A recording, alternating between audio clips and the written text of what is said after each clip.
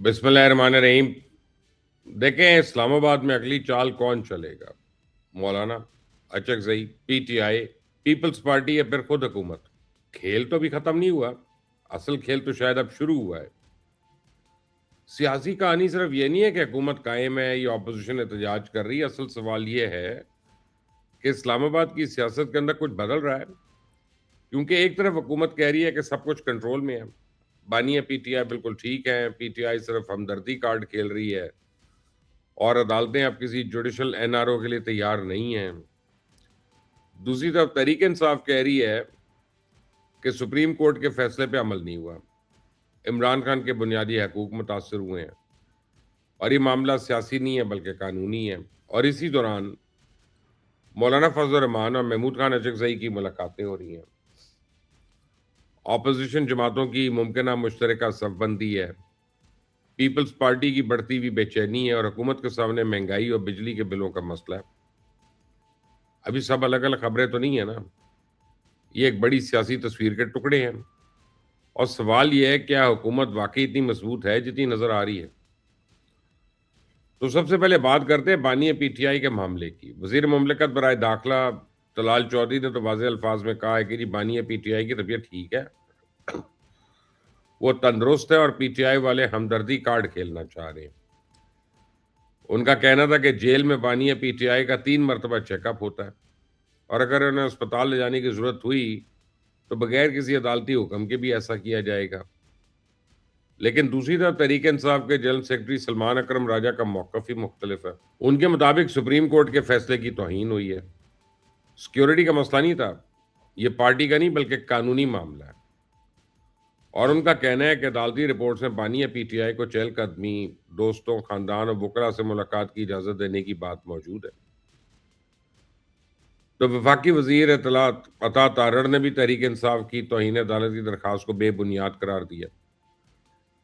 उनका कहना है कि अदालत के हुक्म के बावजूद शिफा अस्पताल के बाहर लोग जमा हुए, मीडिया टॉक हुई, सियासत हुई, सिक्योरिटी में रखना डालने की कोशिश की गई। हुकूमत के मुताबिक बानिया पीटीआई का मुआयना उनकी बहन और डॉक्टर्स की मौजूदगी में हुआ और इब्तदाई मेडिकल रिपोर्ट में उन्हें बिल्कुल ठीक करार दिया गया। लेकिन जब यहाँ एक अहम सियासी सवाल पैदा होता है, अगर हुकूमत समझती है कि बानिया पीटीआई की सेहत बिल्कुल ठीक है, तो फिर हुकूमत को सबसे ज़्यादा एतराज़ हमदर्दी के बयानिए पे क्यों है?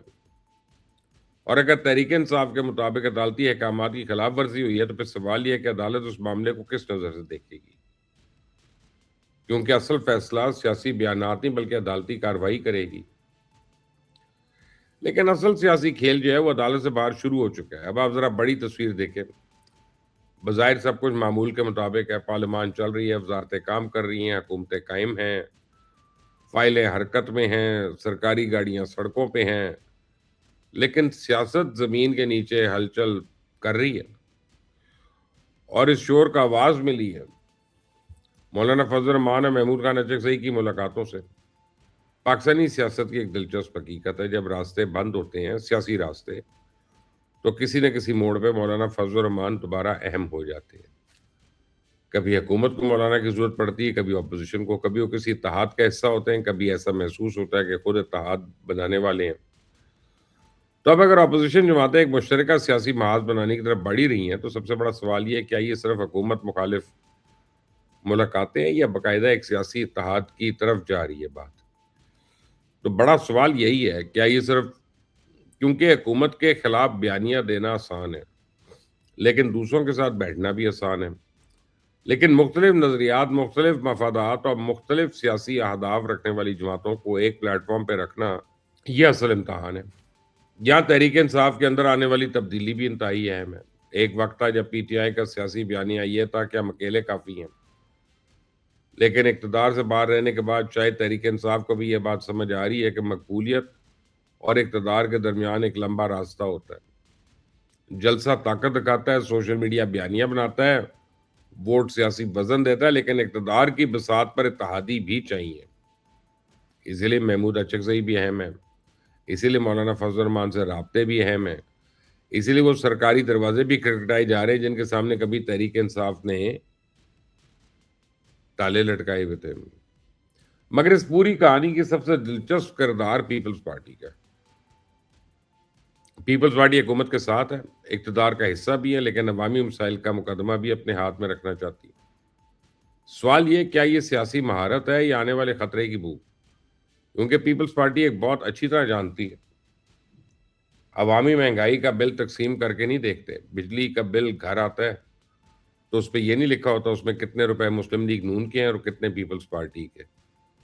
جو حکومت کے ساتھ بیٹھا ہے اسے حکومت کے فیصلوں کا بوجھ بھی اٹھانا پڑتا ہے، اور شاید یہی وجہ ہے کہ پیپلز پارٹی اپنے لیے سیاسی راستہ کھلا رکھنا چاہتی ہے۔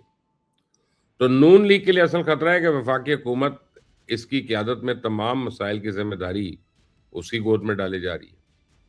اسی اب اس کی کہانی سب سے زیادہ خطرناک حصہ نہ مولانا ہے، نہ چکسئی، نہ پی ٹی آئی، نہ پیپلز پارٹی، اصل میں عام پاکستانی کی جیب میں ہے۔ بجلی کا بل، گیس کا بل، مہنگائی، پیٹرول، بچوں کی فیس، راشن، دوائی، کرایہ، روزگار۔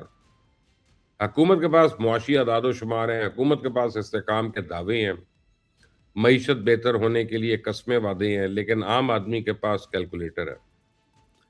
ایک طرف کم ہوتی تنخواہ ہے، دوسری طرف بڑھتے ہوئے خراجات ہیں، اور یہی وہ فاصلہ ہے جو حکومتوں کے لیے سب سے بڑا سیاسی خطرہ بن رہا ہے۔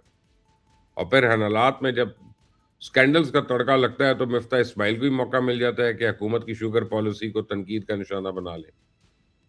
ان کے مطابق گزشتہ سال حکومت نے 7.5 لاکھ ٹن چینی برآمد کرنے کی اجازت دی، جس کے نتیجے میں مقامی مارکیٹ میں چینی کی قیمت میں نمایاں اضافہ ہوا۔ اب مفتاح اسماعیل کا دعویٰ ہے اس کے بعد حکومت نے ٹریڈنگ کارپوریشن کے ذریعے 3 لاکھ ٹن چینی برآمد کی، لیکن یہ چینی بین الاقوامی قیمت سے بھی زیادہ قیمت پہ درآمد ہوئی، اور اب ان کے مطابق حکومت اس درآمد شدہ چینی کو دوبارہ عالمی مارکیٹ میں برآمد کرنے کی کوشش کر رہی ہے۔ تو اگر یہ دعوے درست ہے تو سوال تو بڑا سادہ ہے کہ آخر اس پورے کھیل کا بل کون ادا کر رہا ہے؟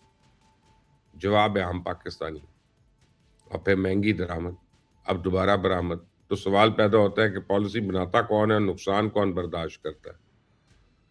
تو اصل فیصلہ عوام کریں گے اسلام آباد میں۔ سیاستدان اگلی حکومت کا حساب لگا رہے ہیں، اپوزیشن اتحاد تلاش کر رہی ہے، پیپلز پارٹی اپنے سیاسی مستقبل کو محفوظ کرنے کی کوشش کر رہی ہے، اور پی ٹی آئی نئے راستے تلاش کر رہی ہے، حکومت اپنی مضبوط دکھانے کی کوشش کر رہی ہے، لیکن عام پاکستانی وہ پوچھ رہا ہے کہ اگلا بجلی کا بل کتنا آئے گا، وہ پوچھ رہا ہے چینی کتنی کم ہوگی، وہ پوچھ رہا ہے کم تنخواہ سے گھر کیسے چلے گا، اور یہ وہ سوالات ہیں جن کا جواب کسی سیاسی اتحاد کے پاس نہیں ہے۔ اور تاریخ کا سبق بہت بے رحم ہے، جب حکمرانوں کا خوف اور عوام کا غصہ ایک ہی طرف بڑھنے لگتا ہے تو سیاست کی زمین بظاہر خاموش رہتی ہے، لیکن زیادہ دیر نہیں۔ اب دیکھنا یہ ہے کہ اسلام آباد میں اگلی چال کون چلتا ہے، Maulana, Achakzai, P T I, Peoples Party یا خود حکومت؟ کیونکہ کھیل تو شاید ابھی شروع ہوا ہے، اور دیکھیے گا آگے آگے یہ آپ کو کیا دکھاتا ہے۔ اپنا خیال رکھیں، اس چینل کو سبسکرائب کریں۔ انٹل دی نیکسٹ ٹائم، اللہ حافظ۔